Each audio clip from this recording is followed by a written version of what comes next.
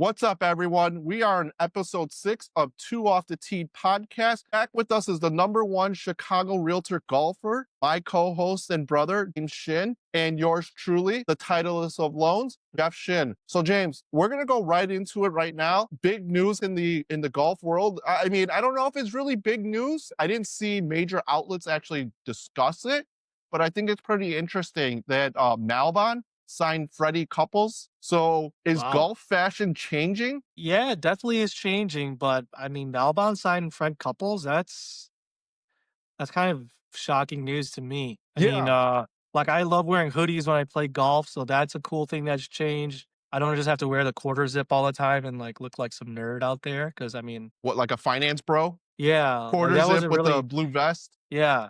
I mean, was never really my fashion anyways.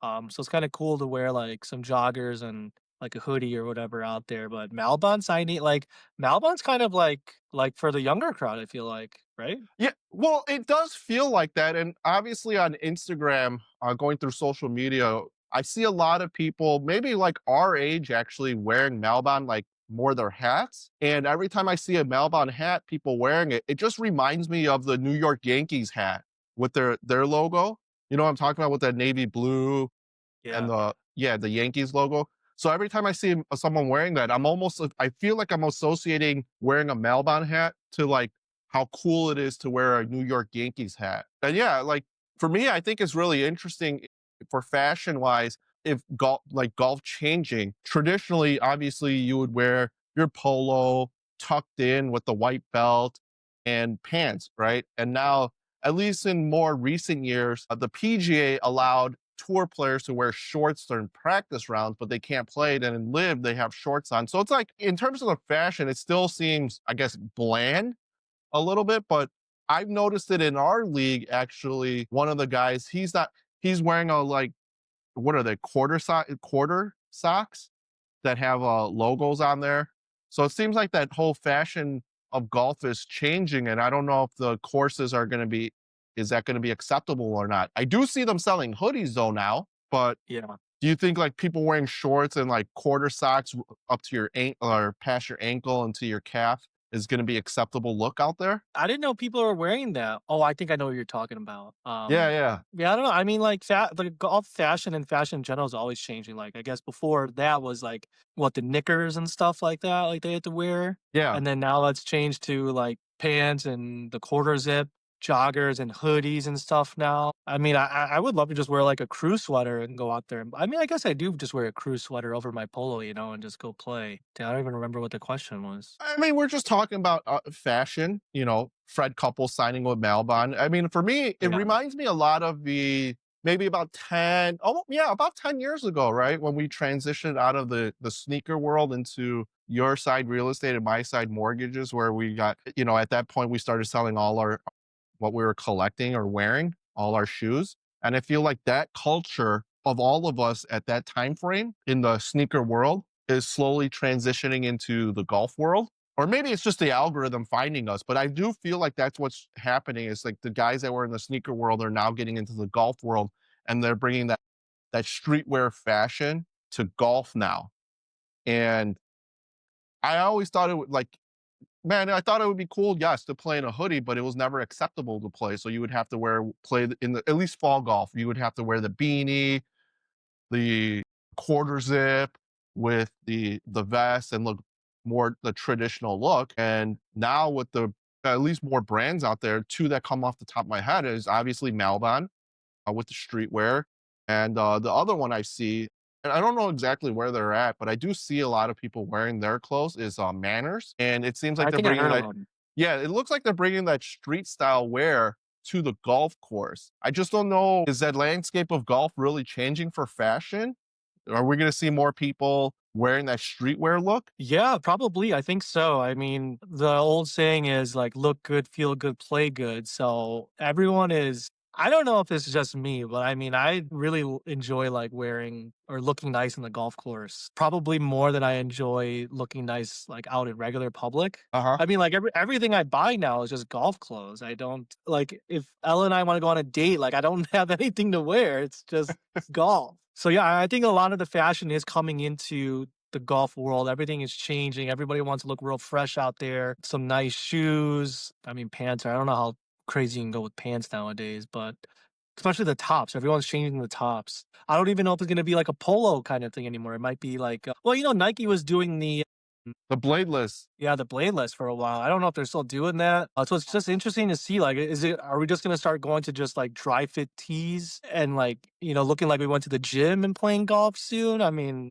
I don't know. I mean, you know what they say is like the best players you have to watch out for are the people who just wear like a t-shirt out there. Yeah, Like those those are the guys are guys you gotta be. scary. Yeah, I like mean, you think they suck, but they're like real sticks. Those are the guys who are really good and will take your money if you're not careful. oh yeah, those hustlers showing up in jeans and wearing sandals and playing. Yeah, you got to watch out for those guys.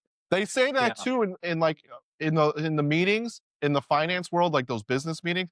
Watch out for the guy that's wearing the t-shirt because that's the decision maker. So it's like when you see the guy on the golf course coming out just in t-shirt and shorts and just looking like I guess a slob, right? In terms of golf fashion, is like, yeah, that guy's probably really good. Because Yeah. in basketball, you always saw the guys dressing up really nicely. It's like, this guy sucks.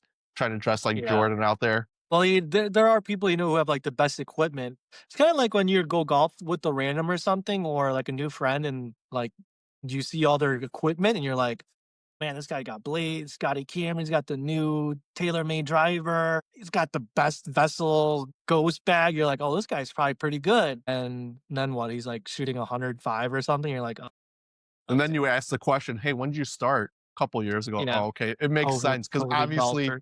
if you've been playing a while, I don't think you go through too many equipment changes, but Think everybody is different like that. Like our friend Frederick, I mean, that guy's. I'll like go play him. He's like, I need like a 7-wood to beat you today, James, and he'll go buy a 7-wood the day of and then bring it out. I'm like, dude, all the tools in the world, and I hope he watches this fine. All the tools in the world is not going to help you beat me. Like that's not going to help you beat me. Your mind is, mm, but. Going back to Malbon signing Fred Couples, I mean, I think that's a stupid play. I mean, Fred, like, I don't know if it's you tell me or dad tells me, but like when I try to buy him golf clothes, he'll be like, can't wear this, I'm too old. And then I'm like, all right, well, give it back to me. I'll wear it then. Like, I think like that's me because you're oh, buying is it him you? stuff. Yeah, you're buying him stuff for like a 7-year-old man at like J. Crew. It's like, Well, exactly. Like that's like Malbon signing Fred Couples. I don't know. They need to sign someone like two off the tee, like Malbon. but Wear you your don't stuff. You don't think that like puts them in a box though then if they're only looking for a specific audience? If they just go for let's call them millennials, right, that are golfing, if Malbon just goes after them? Like what about the older dudes? I guess the boomers, right? Like Well, they why wear should foot Malbon? joys and stuff. Yeah, you could, right? But I mean, should they be restricted? I don't know. I think it's a little interesting. It's definitely weird because I think Freddie Couples is like 66 heading into his 70s. So I can't imagine. I guess it would depend on I guess it's more the marketing scheme of Malbon and what they're doing and what they're publishing online that it gives them mixed signals. I think that's the biggest thing that makes it weird because right? Like all the posts that they have is like a young adults playing golf or modeling their clothes. And then all of a sudden now you're going to have a 66-year-old dude wearing their clothes. And while it's cool that they have a signing with Fred Couples, because I mean he's a big name to sign for a clothing brand. It's just I'm having a hard time picturing it because you have a Jason Day, and if Jason Day, the way he dressed at the Masters, and you have Fred Couples dressed like that at the Masters, it's totally weird. I don't know if it's wrong that, someone that's a baby boomer age would be wearing streetwear. I'm not completely against it. I don't know if you remember this though.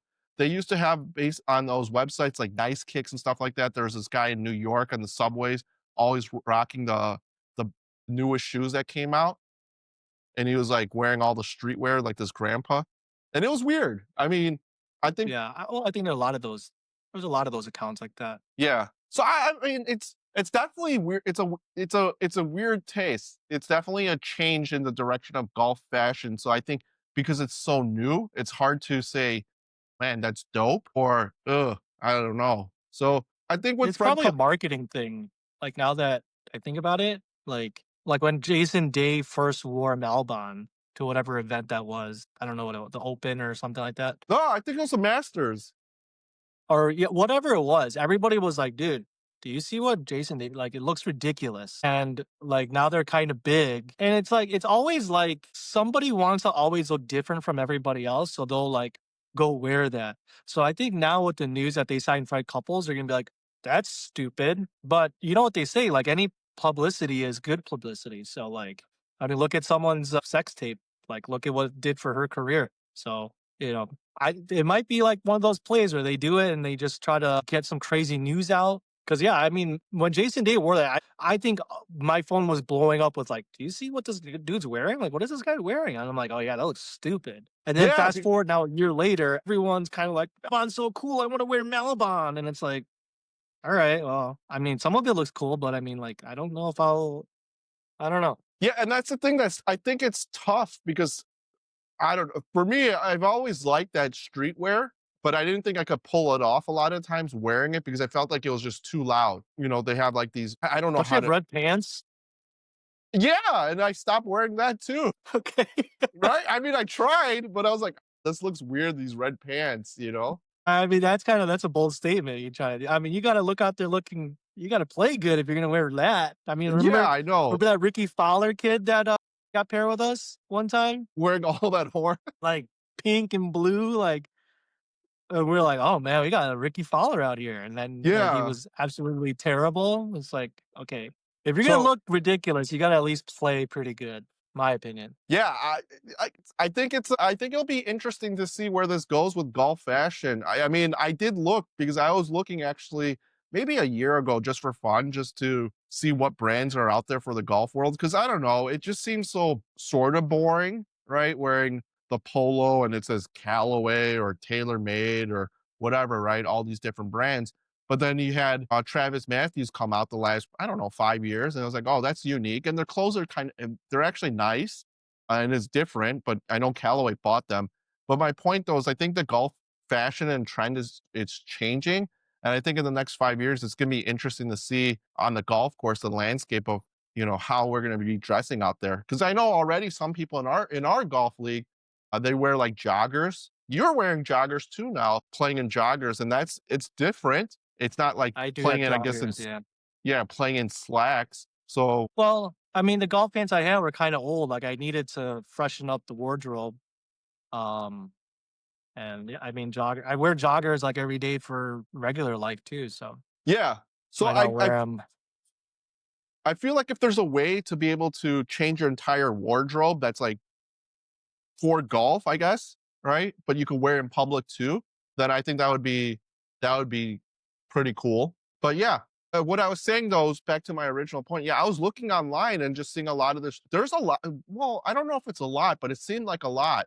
There's like 10 brands that are transitioning, like not 10 brands transitioning, but I saw 10 brands entering the golf space that are from like streetwear. And I know like undefeated, well, I don't even know if undefeated is popular anymore, but can you imagine like when Supreme was Like before this? Echo? No, no. But Who's I'm saying like, undefeated? Undefeated. Oh, yeah, I thought you meant undefeated, the hundreds. Remember all those street brands we were looking for when we're in yeah. the sneaker world and trying to match our They're coming sneakers into with the golf now. who? The hundreds? Yeah, I don't think they play. I mean, who knows? I don't see why they wouldn't transition or I add wouldn't be that to the surprised. I wouldn't it, be surprised. yeah, I wouldn't. I think wow, that would be crazy, huh? You're wearing a hundreds with the bomber logo on the course and golfing. It should be interesting because I just remember when we were buying when we were doing the sneaker stuff. We're whatever products we are buying for shoes, for the store and for us, we're looking for clothes to match our shoes. And do you think that's going to happen in the golf world where there's even shoe brands out there? Like I was telling you, Painter that had the shoes that look like Concords, but your shoes too. You have that traditional look, but it's a little bit more modern now. And with the G Yeah. forces have a little extra color to it. So maybe you can match your clothes to that. So I don't know if I just don't know if it gets there. I feel like it's heading there. And the days of traditional old looking golf is going to be going away. That's just my general take. I think people are already doing that though. Like people are matching like the top with the shoes and the pants with the hat. Like people are already doing that.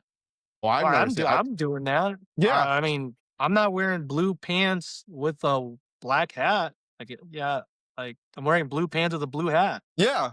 I mean, for sure, like people, I guess you would say you're matching more, but I'm saying like from the shoes all the way up, like head to toe. But my point though is I think for the fashion world, maybe it's getting there. I think it would be cool to see that. And it would be interesting to see. Well, Supreme is not. I think they sold their company to like a bigger company. So if they were still around in I guess the streetwear world and not so mainstream, do you think it would be cool seeing Supreme out there and people wearing Supreme clothes golfing, or would that be too weird? I wouldn't be surprised if these kids are already wearing that out there and just playing in it. I mean, like, when people I've seen a lot of people just start playing golf and they're like wearing their Yeezys out there or their Jordans, and Yeah. they're not the golf Jordans, they're just like, and I'm like, man, you're gonna mess those up real fast. Like, trust me.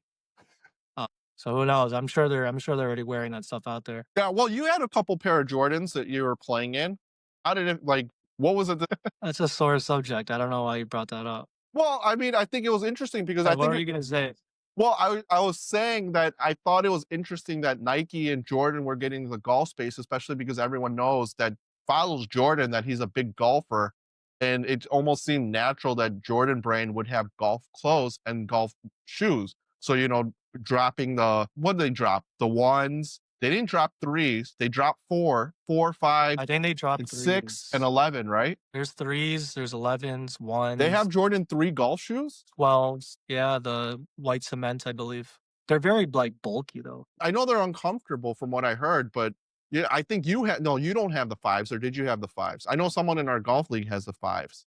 I had the fives, but then I returned. I didn't really like them. So, yeah, I mean, I thought it was interesting that the Jordan brand and Nike, they're trying to bring that out there, but then all the resellers kind of screwed us over, trying to sell it for 300, 400, $500. Like we're not foolish. We're just golfing. I'm not gonna pay over sticker on a pair of Jordan fives. I think I just saw a video of Fat Perez wearing the all white Jordan 11s that I had. Uh huh. I think I just saw a video of him wearing those. So I don't know if, I mean, he got them on StockX or something, or Nike sent him a pair. But yeah, he's wearing those, and I don't think he was wearing like, they weren't wearing retros. Like the kid from Good Good, like he's wearing Jordans now too. Like he wasn't. They definitely weren't rocking Jordans before, but they are now. So I don't know if the brands are sending it to them, or if they got some money now and they're just like buying But I Jordan mean, golf shoes. So I think to wrap up here on the signing and just golf fashion, it seems like the streetwear is starting to head into the golf world now, because we're all transitioning from that phase of our life to young adult, midlife crisis, whatever. And we're heading into that yeah, direction where I feel like we'll start seeing more of that the East Side. Um, Actually, I saw East Side at George Dunn. I don't know what that is. East Side, it's just a streetwear, but they have a Jordan. They partner with Jordan brand, so they've done collaborations with Jordan for Oh, like I think I seen shoes, their clothes. shoes. Yeah, Yeah, yeah, I think I seen their shoes. so Well, I we'll think see. I it's mean, they have to keep a dress code still at least, because you can't just go out there with like your wife beater and like jorts on and go play golf. Like there's still got to be some kind of dress code. So yeah. we'll see what happens. I think it's going to get interesting. I was just thinking about it too as I was just writing out the topics, but I'm like, man, these clubhouses, they really need to change their layout, because it just reminds me of the shoe store when we're designing the layout. And I feel like these Mhm. clubhouses, they need to change their pro shop to look more like boutique if they're going to try to sell clothes. I think that's what they Mhm. need to get to. But anyways, yeah, I Yeah. think I think golf fashion is going to be. I think golf fashion will be changing. I don't know how the traditional golfers are going to feel with the streetwear coming into the world. Is it going to be acceptable, or does everyone need to look like a finance bro with the quarter zip and the vest, or is it going to be more acceptable wearing hoodies out there to playing golf in? Uh, So the other thing, what I wanted to touch on here is tee box selection. You think it's like an ego thing or reality? Like, do you think people are just playing the wrong tee box? Does it affect the pace of play? Because we changed it in our league after a healthy discussion amongst people in the league, where we said we should have people play whatever tee box they want, as opposed to the traditional way of playing. No, this is the format.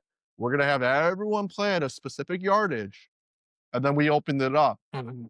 Well, I think I don't know. This is a big controversy. Like I think I made a joke in another podcast where it's like, when I retire, I'm going to be the starter and I'm going to see their drives and I'm going to tell them what tee box they have to play. Uh-huh.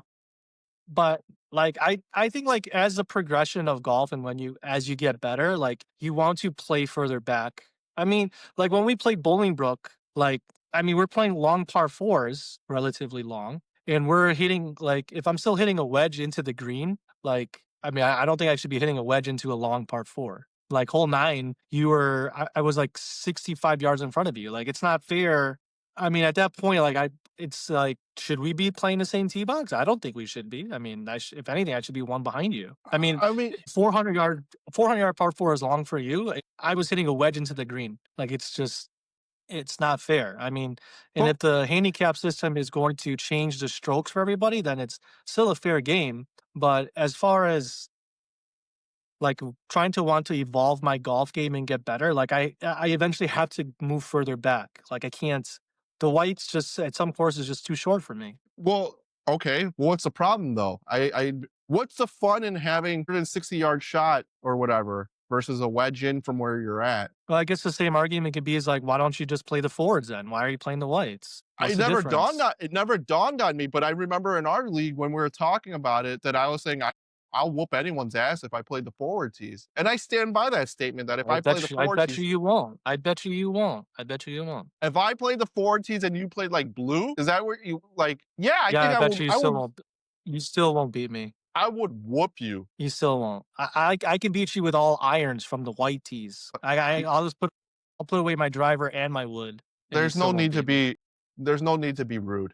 Like you're That's not the gonna same beat me. argument. Is if you play the next time we play golf, you could play the forwards and I will play the blues, and we'll see who wins. I know I'll win. What do you want to use I handicaps don't think too or so. play straight up? What you do? Do you need strokes too? Like, what do you? I'm just asking to set the bet I or wonder. I whatever. wonder if you're.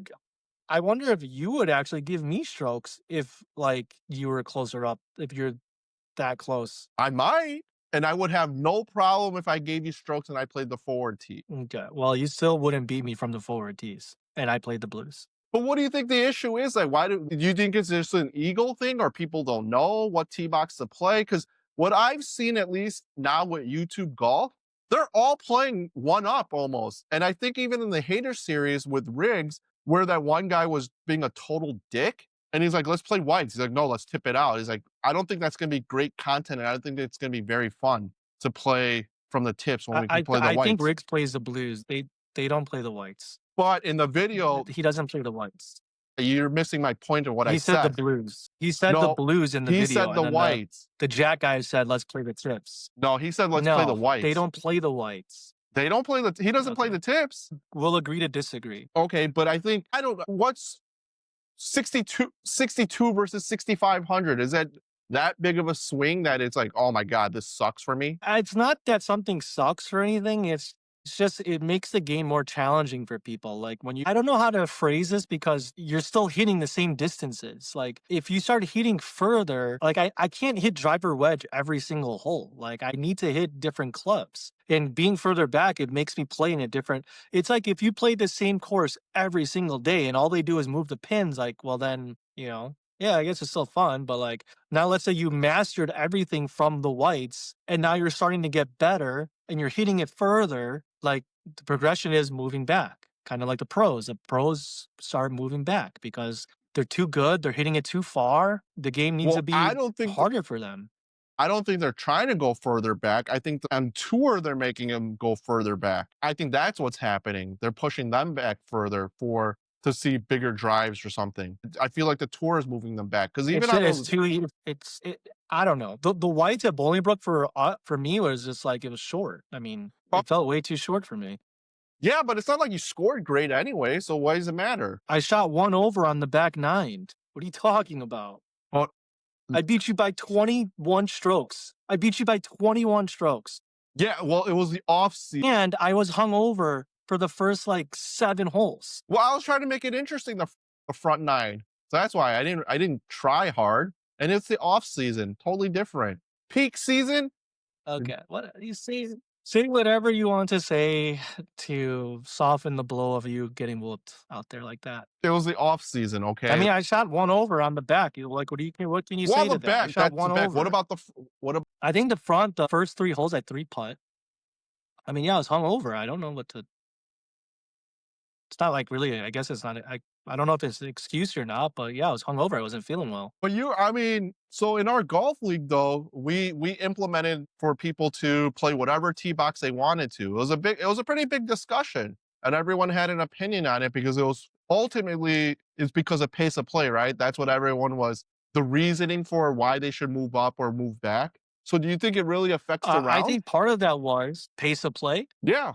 I think there's levels to this. Like I said this before, like if you put 3 good golfers with 1 bad golfer, the bad golfer is going to join the other 3 at the blue tee box. I told you it was going to happen, and it did happen. Like the second it happened, the second we implemented it. Okay, the moment we implemented that rule, like the 30 handicap golfer was playing with like 3 teen handicap golfers, and the teens wanted to play the blues or whatever. We'll just say in this example, we'll say there's red, white, blue, black, and the 3 wanted to play the blues, and the 30 handicapper said, "Okay, I'll play the blues with you." And I said this was going to happen from the get go, and it's exactly what happened. Is that people don't want to feel left out, or they don't want to feel like they don't want to be that person, so they're going to join everybody else and play the tee box that they're playing. And it's the same instance, like if it was us 2 and we got paired with 2 randoms and they're like, we're going to play the whites. And we'll just be like, all right, we'll play the whites, whatever. It doesn't matter. But if they said we're going to play the reds, are we going to play the reds with them? No. Well, I mean, if it's for fun, what do I care if I play whites, blue, or red? I mean, if they're going to play reds, probably not.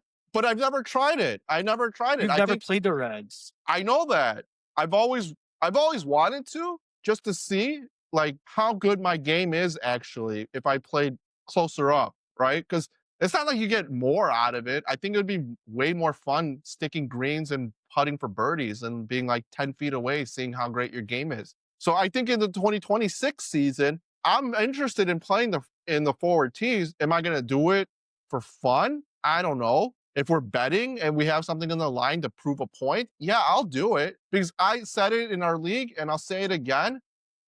Anyone in the league or anyone that I play with competitively, if I were to play the forward tees, I will whoop your ass out there. Period. Now, if you put me on the why? I have the accuracy. What? Okay. Yeah, I have the accuracy. How? No, you don't. No, you don't. Okay. I mean, you shot 104 at Bolingbrook. It was at the forward If tees. you had the accuracy, you would be below 90. Was at the forward tees. And again, There was one back from it. You're talking about the one. whites. You're talking about one round as the whole 2025 season at the end of the year that is literally marked in grint off season. It is marked off season. It's meaningless. In our league, when we had our When would you like to play me from the Reds? We'll figure it out because I know when Beginning it of the counts. beginning of next season, the middle. We'll establish a date and figure it out. My point though is because when it matters in our golf league and we had the handicaps and people were picking tee boxes or whatever, throughout the year, I was in the top 3. You weren't there. So when it matters and you put me on the forward tee and you want to play back because your ego's getting in the way, I will crush you. You could have chose the forward tees in the league though, and you never did. But we implemented it later in the season. But my point though is you moved further back and I was top 3. You're like in the bottom. So throughout the regular season of what? We have like 9 rounds for the events. I was top 3 when it mattered. Didn't you say what was the you keep saying this phrase when it matters. How far in the playoffs did you make it? I got eliminated, yes. But I didn't get the when it matters, yeah. I didn't get how the far advantage. did I get? I don't know how far you got. Okay. Neither did I. Neither did I. I didn't get the advantage either. Yes, whatever. Yes. Okay. I mean, I'm like 7-time second place runner up, 2-time champ, 7-time second place runner up. Yeah, let's brag about that. I mean, I'm place. LeBron James. I'm LeBron James of this golf league. I mean, that's what I am. Okay. So, but okay. Who's someone who's never made the finals? Who's an NBA player who's never made I don't even know. I don't know. Why does it matter? I made the finals before, if that's your point. Yeah. You got nothing there. Well, you just kept saying when it mattered. I just want to I'm just saying for the Make it a regular point. season when it mattered, those events, because it's like, But the regular season doesn't matter as well, much. it doesn't. It's because I allow everyone to make the playoffs, but if there's like a cutoff line, yeah, it would be a little bit more serious where some people it wouldn't matter. And maybe based on a point system, you wouldn't have made it. But because I allow everyone to make the playoffs and based on the points, they make it. So it's not like you had a lot of points and maybe you Next would year there have should be a cutoff. There should maybe be a cutoff. Maybe we'll discuss that and figure out, some little oversight to the league in the future. We can discuss what things we could change because we did change the tee box. Some people took advantage of it, some didn't. I think most of the time they didn't. And I don't know if it's an ego thing or what it is, but I do see the YouTubers, they are playing more on the whites and it seems like better I content. don't see them playing the whites. Watch it again and watch closely. I think they're playing a little bit more they play one up. So If anything, I see them playing the blues, but I will agree to disagree. I'll watch and I'll report back. yeah, I mean, if you guys were using I think for the guys in our league, like you and some other guys, I don't think you guys are hitting your pitching wedge 160, 150 to play the blues, to be honest. I'm not. Right. So what's the point? I don't, Why would I need to hit a pitching wedge 150 yards? I mean, that's what Like, some what am do. I, But Tiger Woods? yeah, but isn't that, Who who is hitting a pitching wedge that far? I don't know. I think I could skull it there. But my point though is the tee box, is it just like an ego thing? It has to be. You're saying you want to use the Yeah, it whole probably is. bag. I mean, I think it needs to go based off a handicap system. Honestly, I mean, I'm probably gonna get a lot of heat on the comments on this one too, because they're gonna be like, "Well, I hit the drive 300 yards. Why should I play the whites? My drive goes 300, but everything else in my bag sucks. So why would I do that?" And it's like, it should be a handicap thing because I mean, one, I don't believe people are hitting 300 yards and they can't hit a wedge or many other things in the bag. I think it's a handicap thing. I mean, you got to be below a 10. I think you got to be below 10 to be in the blues. White should be 10 to 20 or so, 11 to 20. 20 plus should be the reds. And then like 5 and below should be the tips. Well, That's where I think it should be. I think it should be 6 to 11 or 6 to 10 should be the blues. 11 to 20 should be the whites and then 20 plus should be the reds. And then 5 and below is the tips. That's what I think. I mean, and yeah, I mean, I guess out of some of the people I play with, like I'm not the furthest hitter. Like I'm not the furthest hitter, but I can still beat them like on any given day. So distance has nothing to do with it. I mean, like England and Frederick are out driving me by like 20, 30 yards. And I mean, Frederick doesn't beat me. Matt beats me, but not all the time. yeah. Well, I mean, Frederick can't defend himself here, but he should play the whites too. I think both of you guys should play the whites. I don't, Yeah. Yeah, I think he should. I don't know. I find it more enjoyable to play the blues. But based on what I just said, I should be playing the blues. I think you would have I more just, fun. I I'm think you would below a have. 10. I think you would have more fun playing the whites than the blues. I mean, you're not even dominating the whites anyways. I think there should be a graduation level. I think if you could shoot par, right? Just par at that tee box consistently, let's say like 3 times, then you should graduate and move back. But if you can't break par, I think you should move up one. Okay. Dude, even if you start me on the green, I can't even break par. What's green further back? On the green. Well, then you're gonna have to work on putting. But I think that's the natural progression of golf. I think everyone should play one up because this is what I think. I think there should be a graduation level for people on the tee boxes. Yes, maybe it's a little bit of an inconvenience driving up a little bit, but it's literally probably a minute or two at best. But you're gonna catch so much more ground because you're gonna be closer up. But I think if you can't shoot par on the forward tees, you should start there and then work your way back, like break par 3 times. And I think people would have a lot more fun doing that. And I think pace of play would be great because I don't know how many times I've seen it when we're always out on the golf course.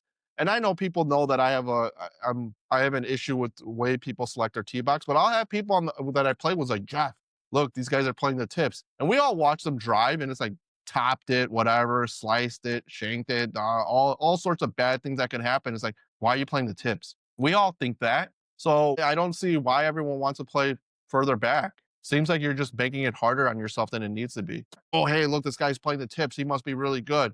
And then we watch and he hits a bad drive, or the whole group does, and we're like, yeah, they suck. It's gonna be a 5 hour round behind those guys. because they're all playing further back. And it's like, what's the fun in that? I feel like you should just, if you can drive it consistently, let's say 280, right? 280, 300, and it's a relatively short shot to the green, make it more fun. So, yeah, graduate from the forward tees and work your way back. I think white's pretty acceptable. Why play 6,500 when 6,200 is perfectly fine? Well, your logic of playing, getting to par and then moving back is no one's ever going to graduate. But I mean, I don't know. We'll see the next time we play. You could play the forward tees, I'll play the blues, and we'll see who wins. Fine. I We'll think that step. that might be actually some good content. I think that'll actually be good Yeah, I will whoop for your people ass. to Play see. fine. We will figure it out when it gets a little bit warmer, but we'll put a pin on this conversation and we'll figure it out and we'll play. I'll play forward tees one day and you'll play blue and we'll establish the bet and see who wins. I think the bet is just an embarrassment of the whole internet seeing you lose from the forwards. But okay. Yeah, we'll put some money on it too. So Well, I mean, I feel like you're putting me in a lose-lose position, but let's move on then. Okay. If I'm going to be embarrassed out there, that if I lose, great. And if I win, oh wow, you played forward tees. So I'm in a lose-lose situation right now, I feel like. Thanks. okay. So the other thing that let's talk about recently just released here is the Reebok Invitational. That was basically Bryson's channel, where Bryson had Reebok, his sponsor, host a tournament. It was 6 individuals. Did you get a chance to watch it on YouTube? You know, I saw the thumbnail and I wanted to, but I didn't have the time. What was it said they played for 100 grand, but I don't know like how that was a team format or what was it? No, it was all. So there were 6 individuals that played. It was the Brian Bros, Grant Horvath, this guy, the German Hammer, the long driver Martin something, Oh yeah, Bryson, yeah. and some random dude that happened to win $100,000 off of Bryson or whatever for a sponsorship for hitting a hole in one over his house. So he got to play. So yeah, so in the beginning, I thought it was pretty cool because they were all trying to establish handicaps. I know there's individuals that we play with that are against handicaps, but in this one, I thought it was pretty cool because they all sat in the room and they discussed, hey, what should everyone's handicap be for this prize? So they had the long drive hitter, surprisingly, start -10. The random dude started -7. Grant Horvath started -5. George Bryan started -1. And then Wesley started even with Bryson. And that's how they Wow.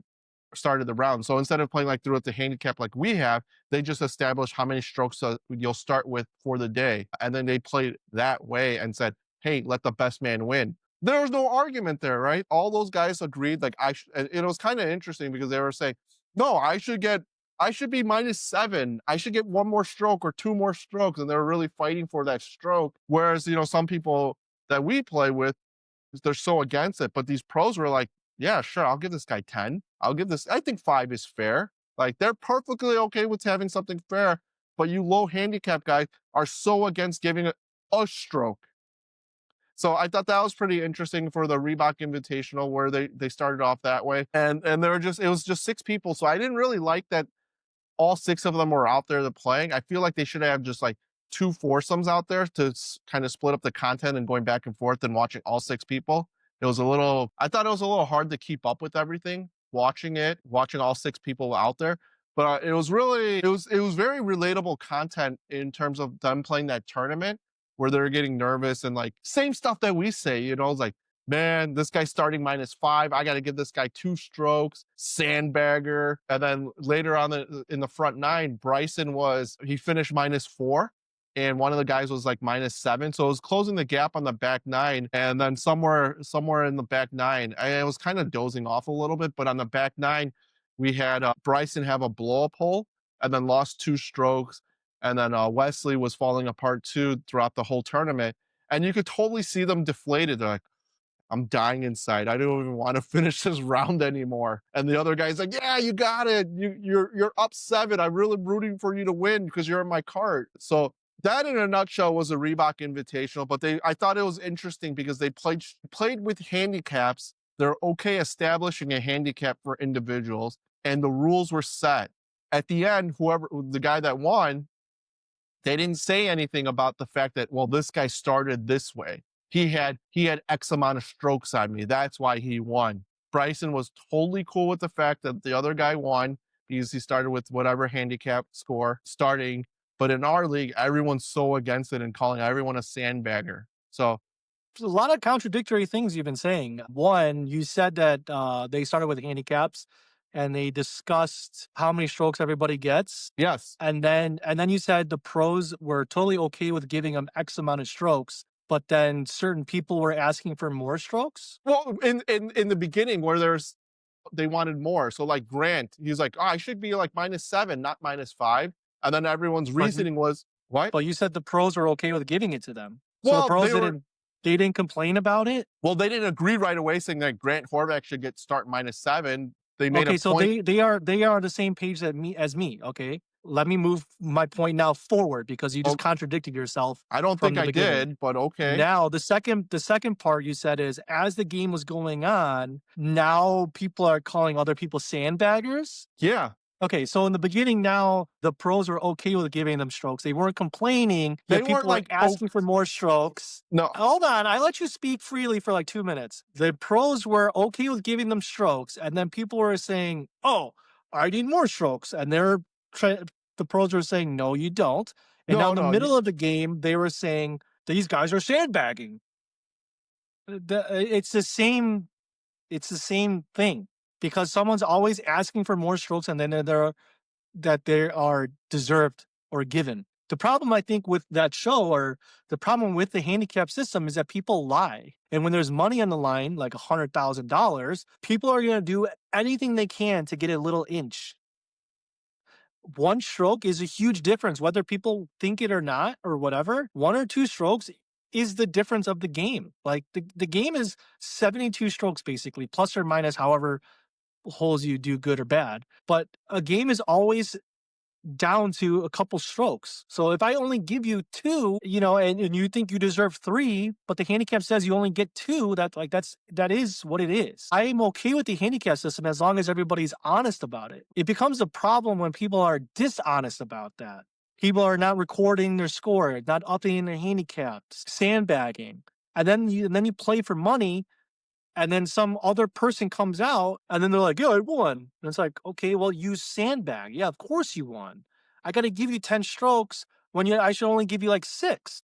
Like, yeah, and that's the point of it. Like you put money on the line and people are going to do whatever they can to win. They're going to take an inch, they're going to take a mile. They might fluff up their golf ball somewhere. That fluffing was off season where it doesn't matter. But I thought it was interesting for the Reebok Invitational because it just reminded of us. It reminded me of our golf league watching these guys play, where again in the beginning they're like, so like Grant Horvath is a great example of this, where he was like, no, I should be like -6, -7.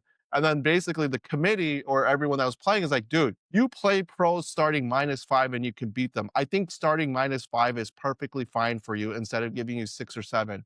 And that's how they reasoned and said, Grant, you're starting -5. So that's what they're saying. But then like the one random dude that was playing, he said he's like a he's a plus, or no, he was a -2, 3 handicap and they gave him 7. And the way the guy was driving hit his irons and things like that. And I think they were just joking about it, but they're semi-serious. Um, they were like, man, you should not be a -7. You should be like a -6 or a -5. So I guess to your point, yeah, but it's so hard to say, yes, you're trying to get a stroke or two because it's going to make a world of a difference. So I think that's where they're joking. Um, so it just, yeah, again, the Reebok Invitational really reminded me of our golf league. I think you got to watch it. I would say at least the first 5, 10 minutes because in the beginning episode, and I was surprised the guy did it. So I don't know if that's his personality, but yeah, you gotta watch it because he reminds me of one of the guys in our golf league where he just says stuff that he doesn't mean, but it comes off like it's mean. So it's hard. You know what I mean? Are you talking about me? No, no, no, someone else. It's the okay. So I'll set it up. So basically, in the first hole, right? They're all playing. They're on the green, and the German Hammer Martin turns around to Grant Horvath. He's like, basically something was said, and he turns around and he's like, "Hey man, you need to shut the f up." And it just reminded me in our league, the German guy, he apologized going back to the cart after hole one. He's like, dude, I'm just totally joking. I don't mean anything. And it just reminds me of one guy in our league that's always so sarcastic about things that you can't tell if you're being serious or not serious. And I was like, Oh, it's such a I got mood it. change. And then it reminded me of the whole drama of when we played at Randall Oaks, where, you know, you should have totally given me a mulligan when you didn't call 4 and they're just fighting. Well, I mean, Grant Horvath and the German dude didn't fight the whole round, or maybe they did. It was cut out, but it just reminded me of our league where the two guys are just fighting all day long, and basically you're like the worst person to play with. And it's like you don't know if he's being serious or not. Golf, there's a lot of personalities now, you know, like since COVID, like there's so many people playing golf and now there's so many opinions on it. Whereas before, like, you know, there was just a handful of us, you know. A lot of my friends were like, "Oh, why you always want to just go play golf every weekend?" Like, I don't know. It's like I'm addicted to it. And now people are like, "Oh, I see why James just played golf every weekend." It's like, okay, yeah, I know. Like, it's fun. There's so many opinions about things now because so many people are involved in it that it feels like a toxic community now. Like, honestly, yeah, I don't know. Yeah, but so I think you should definitely check out the Reebok Invitational. Maybe like first 10 minutes, 15 minutes, because then it's just golf shots, right? But I thought it was interesting to watch, and I wish for our league we could do it somehow where we have carts, the GoPros in the cars to record the reactions, because you could totally tell. I was like, damn, they're looking at the leaderboard like, oh, shoot, there's a swing here. Oh, this guy blew up, but you're not playing with them. But at least with them, they're all 6 of them are out there together. But in our league, we can't see it. But you could only imagine and making up a story of what happened in your head when you're watching the leaderboard. Going, oh, That he is dropped two. fun, and that yeah, that does happen in real life too. So yeah, that would be fun. Like, cause yeah, like we'll be on the tee box, and then someone will be like, "Oh, I don't." They'll be like, "James, your brother just had a huge blow up." Like they'll be like, "Dude, Jeff's like in top 3 or something, or Jeff's playing out of his mind," and then they'll be like, "Dang, your brother had a blow up, James," and I'm like, "That sucks for my brother. Like, I sometimes want you to win when I'm not really in the top, you know." Like when I'm not really playing that well, I'll be like, "Oh, I'm rooting for my brother," and then they're like, "Oh, your brother's had a huge blow up," and I'm like, "Oh no!" So yeah, that would be cool to see. Or you just, yeah, I mean, we'll have to get a camera crew out there. Yeah, maybe. Anybody But I have nothing to do and want to Yeah, well, record? I mean, yeah, I thought it was totally cool just watching the Reebok Invitational. I think you should definitely watch it. I thought it was interesting. It just reminded me of our league, and just comparing the Reebok Invitational to the Internet Invitational. It's interesting because one, I'll you have a check it one out. v I'll check it out. yeah, it's a 1v1 versus like a 2v2. But just watching those guys, and it was like I didn't think the pros were that way, but watching like Bryson and even Wesley, because they're the two pros that were playing it, and when they're having like a bad round, you could totally see them just like defeated. And I love it when like I play with you and like some of the other guys that we play with, where you guys are just getting frustrated. You're like down in the dumps, and I'm sitting there, I'm like, yes, I love it. I love watching you guys sulk. So I think it was, yeah, because Bryson starts sulking too. He's like, "What the hell?" But it's like it's true. And when you say it, I'm like, "Dude, I've seen you play worse." Like every time you hit like a top drive and we're playing with strangers, like, "Dude, I'm not this bad actually." But like Bryson, when he's saying like, "Dude, I'm not this bad. I can't believe I'm doing this. Like, why am I hitting, pushing every shot? Why is this happening? What the hell's going on?" And you could see him just getting frustrated. And then you see Wesley's just like, whatever, drive her off the deck now. And he's just kind of screwing around. And then the other cart, you see Grant going, "Dude, I'm really rooting for you to win because you're in my cart and you have a chance to win. And I know you do that in the league, but you're out of it and your playing partner might be in contention, that you're like really rooting them on and helping them, even though I'm not a huge fan of it that you're caddying for the individuals that you're playing with. But I think it would be cool to see if we can record it somehow, getting some GoPros out there watching the interaction, saying, "Oh, you're almost in it. You need to do this. Oh, this guy blew up," and just following along. I think the only person I caddied for, well, when I was really boosting Sebastian's morale during the playoffs, and that really screwed me over because he turned it around and ended up beating me at the end. I fell apart myself, but the only other person I like help throughout when we're playing is Jenny when she's in my cart. And she every time we play together, I think she's won an event. Like every single event she's won has been with me in the cart. And I don't know what, like, I just help her. I don't know. I don't know what it is. I don't know, because she's a girl or something. And I find enjoyment of her beating all the guys. I think that's pretty cool. So A you're girl is literally cheating. beating all the guys in the league. So you're cheating. I'm not cheating. I guess, I don't know. It's helping another opponent. I guess helping an opponent is cheating, but I'm not really. I'm telling her like the distances and like, Oh yeah, that's I perfectly guess telling her fine. where I would hit it is hitting it, telling her where I would go or whatever. But sometimes I don't. I think she just follows like where my ball I think she just follows where I'm hitting it, but she just hits it better than me. Cause I'll be like, cause it'll be like a par five or something or whatever. And she just goes where I go all the time. And I'm like, okay, well, Man, I don't because know. And then she wins. And I'm I just like, will we'll see what if we get any comments on it, but I love it, especially when we're playing in our league and it's competitive. When someone's falling apart, I'll just sit there quietly, let it all fluster, and they're like, like let it all boil up and just let them just implode. I love it. I love it when they implode and they just sit there and they're so quiet, like miserable, and I'm sitting there watching, like, yes, I love it. Fall apart, tap another one, hit it in the water it, again, give me another 3 putt. golf is a game of mental fortitude for sure. I mean, sometimes when I get mad, it takes me a couple holes to, not so much anymore now because I just accept the fact that golf is hard and I suck. Uh But huh. there are some times where I do get upset still. And like, if I can't clear my head and get over that, like, it'll linger over to like a hole or two later or until I get a par, and then I'm like, all right, like, nerves are cool again. I got a par. So trying to keep a level head playing golf it's huge. I mean, a lot of people don't believe it, but if you're angry playing golf, like you're not gonna play well. Yeah, I love it. I love it when people get upset at themselves and I just sit there quietly. I think it's more so because we're always every time I'm playing with someone, we're always betting for something, money, whatever, food, right? We're always there's some type of competition. It's just not fun. We're not playing just for fun, right? There's always something on the line. So because something is on the line, I'm not sitting there looking to, hey, chin up, dude. You got this. Plenty of golf left. Like, nah, there's not a lot of holes left, Yeah. man. I just sit there and I watch them blow up, and I England love it. England does that. England, I think he like boosted up Sung's spirits one round Yeah, I hate and Sung that. was like 10th place. And then he came back and took all of our money and won. And I was like, dude, I hate I think I that. told England on the side, I was like, you gotta stop that, dude. Like you're a great guy, but you can't be Wrong boosting place. up people's morale out there while we're in competition, dude. Like, you just can't do that. Yeah, Like, I get maybe it, it's you a want to be that guy, but not in the heat of competition. Like, you just know it's unacceptable. We gotta penalize him for stuff like that. yeah, we're gonna have to have a conversation with them. So yeah, I think you should Yeah. just watch it just a little bit here and there, and it's just so relatable that it gives me ideas of going into 2026 for our league because it's gonna be our 10th season.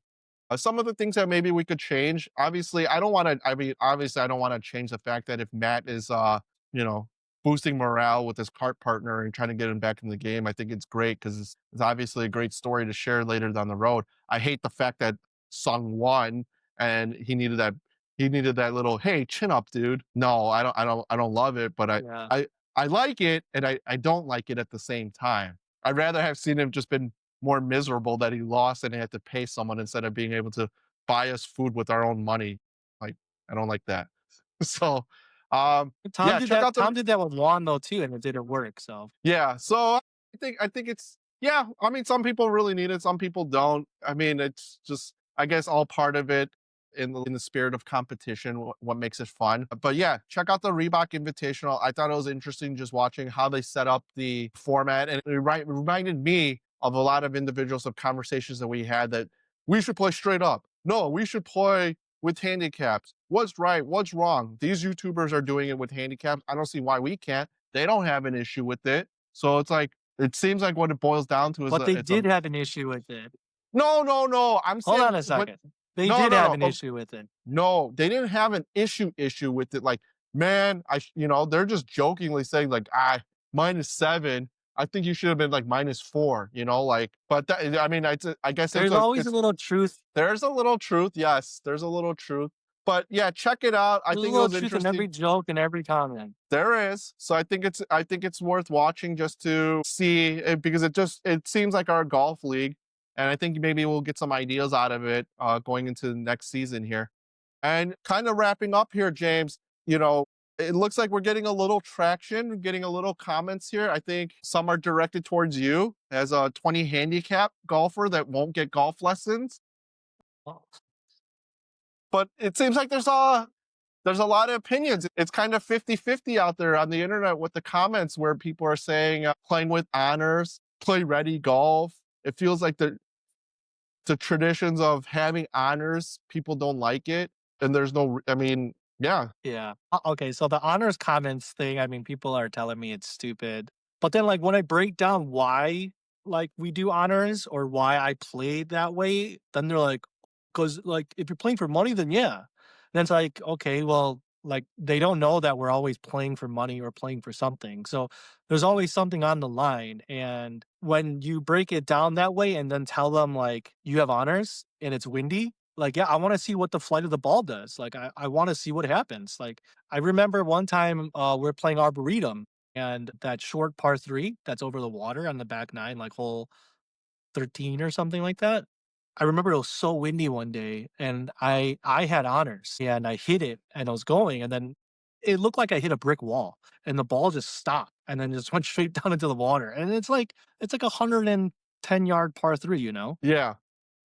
And everybody started changing everybody went back to their bag and changed their club, you know? And it's like, those are the things of honors of, like, what matters because, yeah, we all know it's windy, we all know we had to take an extra club or 2, but, like, once they saw my ball and, like, that wall of wind that I hit, everybody changed their club.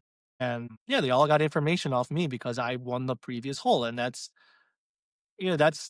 also part of the heated competition, you know? Like, I'm not trying to give anyone any information to do better than me or to beat me. I mean, yeah, I wanna win at the end of the day, but those are the things of honors, and I think a lot of people, they're just like, "I don't care, ready golf," and it's like, "Okay, well, if you're just playing for fun with your friends and you don't really care, then it doesn't matter." But also, I don't know if these people are, like they might be good golfers, they might be really bad golfers who don't care about honors. So there's some people who, like, don't understand why that is a thing. They're like, "Well, I'm a bad golfer." Okay, well, if you're a bad golfer and you're playing with all your friends who are bad golfers, then it probably doesn't matter.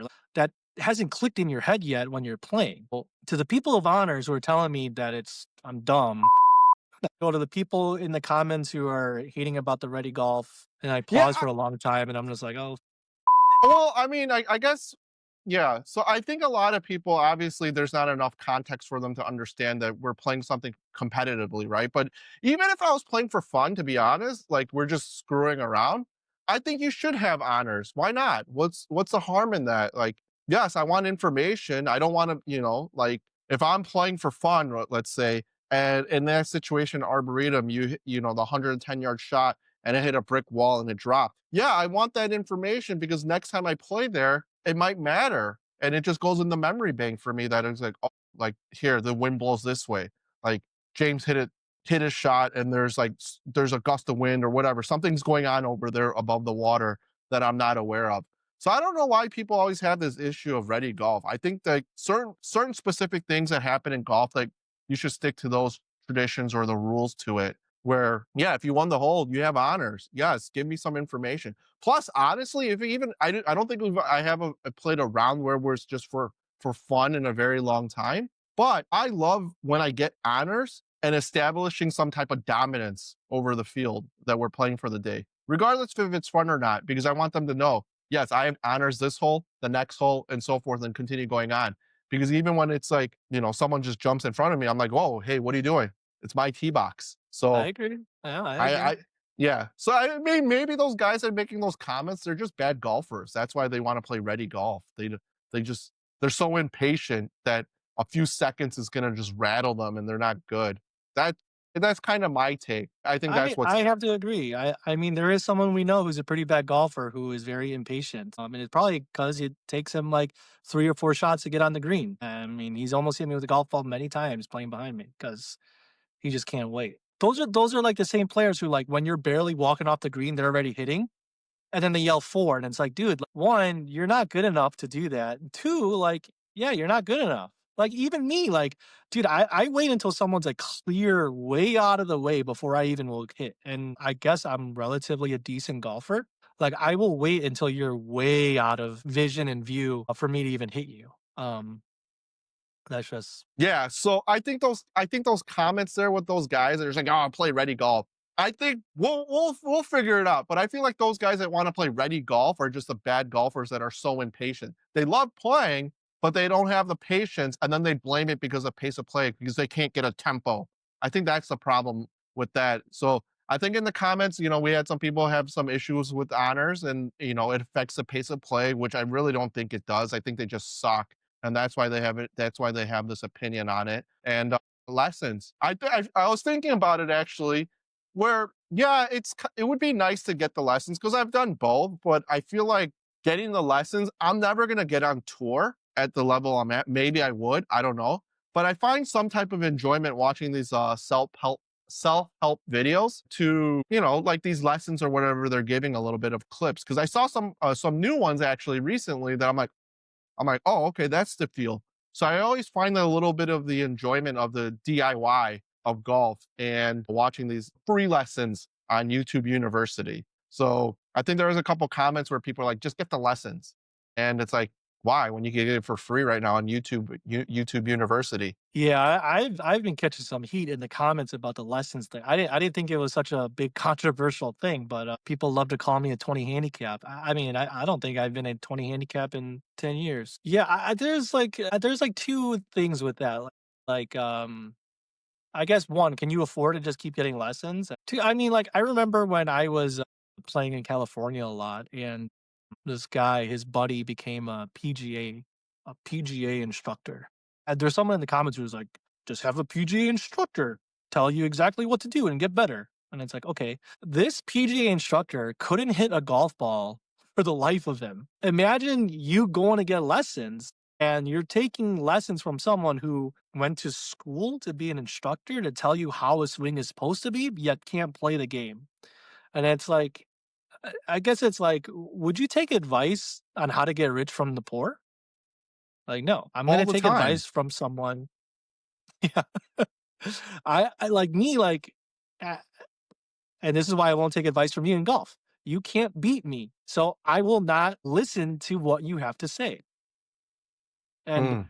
you won't listen to anything I have to say for some reason. Maybe No, because I'm I not a PGA listen. instructor or something. I I don't know. s- I'm like a sponge, man. Anytime someone gives me advice, I'm like, yeah, let me consider it. You, on the other hand, no. It's just a no, But right? there but At there's least, but there's at bad least I advice, there's entertain bad it. advice, and there's good advice. There's bad advice and there's good advice. I give nothing but good advice. It's like taking advice from someone who can't break 100. Like, I remember I there could break was 100. I think it was maybe last year. I'm not saying you, but I think there was someone, like, who couldn't break 100. There definitely someone who can't break 110 told me to get lessons. And it's like, dude.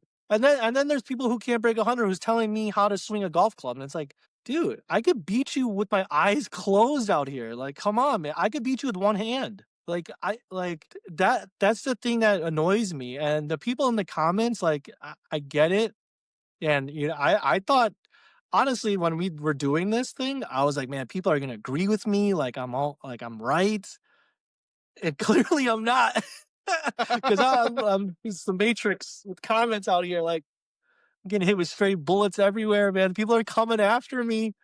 Um, I think it's awesome. I think it's hilarious. But yeah, there's just so many opinions now in golf, and I mean, I don't think there's one right way or wrong way. I do know there are some, like the scratch golfers I play with. They don't really invite me out all the time, probably because I'm not that good.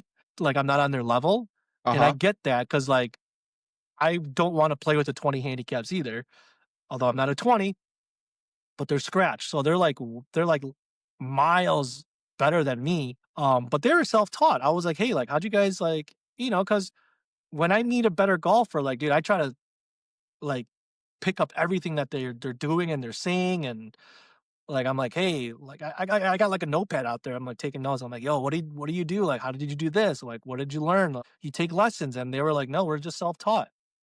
So it's like, okay, like maybe I don't know, maybe it takes longer to get to scratch if you're self-taught, but isn't there a pro? Wasn't Bubba Watson self-taught or something? Yeah, yeah, Bubba. Yeah, I mean, but I think yeah, he's self-taught and I guess he has a natural talent to hit the golf ball. But over the course of his career, yes, he did get a coach to help him perfect certain things or what he was doing wrong. But yeah, I think at a certain level, yeah, maybe get a coach, but I think there's no harm in you doing YouTube. I'm actually excited for the videos that I've watched recently this week on YouTube, and especially, playing with Mike last week at the sim where he's like, dude, I was watching this video and I was working on I was focused on my lead leg, the knee, and he just kept doing it. And I was like just screwing around my phone to record because I'm trying to get in the habit of just recording more content, I guess.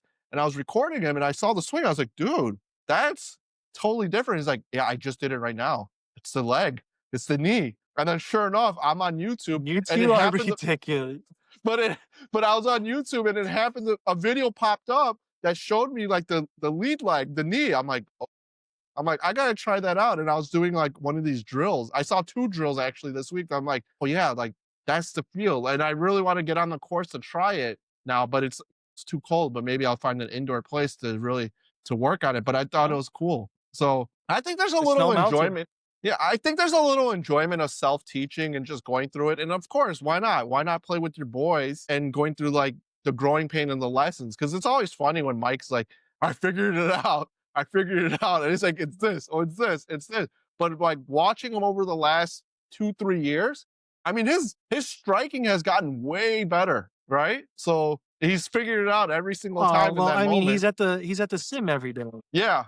But point Well, being, right? I mean, his ball he's self striking better be better. Like, but yeah, his striking's way better. But I think there's also that enjoyment of the self teaching where you just actually did figure it out on your own, and then it's just working on something else. But yeah, I think it's cool. I don't know if I completely agree. Well, I did say get the license when you start off right away because I think when you're first starting, yeah. If you're like picking up clubs, just get the lessons. It's just going to be easier just to get the basics down of what to do. I've even seen it at the driving range where I saw these kids just starting out and I'm like, ugh, looks so horrendous. Like, here, man, here's some pointers. Like, work on this. Like, just stand upright and hold the club this way. Like, just basic fundamentals.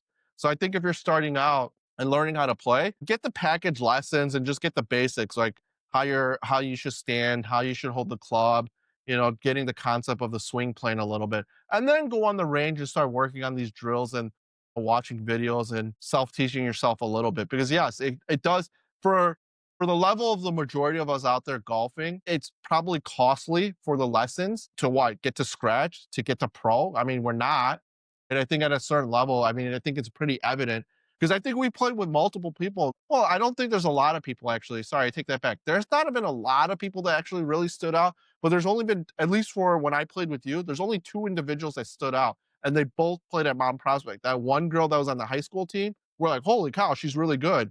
And then the Latin tour guy that was really good. So I think there's at a certain point, there's probably a level of natural talent. I think the girl at Mount Prospect at that time, like, I think we were just like brand new. So anybody who consistently hit the ball was like amazing to us. So like now, I don't know if she was that good now thinking about it, but I do remember like, yeah, she amazed us because we were so bad back then. Yeah, we were But bad, but now, I mean, like I she could was say that good. kid at the Latin American Tour, he was good. Oh yeah, he was. We Yeah, thought so. I don't remember. I mean, I know we were amazed by her, but I can't remember for now. To my standards now, I don't know if she was like that great. But the for a high Latin school American kid, I tour mean, we didn't kid, know, but for a high school kid, she was hitting it pretty solid. I mean, they're probably getting lessons the whole life. Oh yeah, but I think she I had mean, the I think I natural played a solo talent. round. I played a solo round, I think, earlier this year.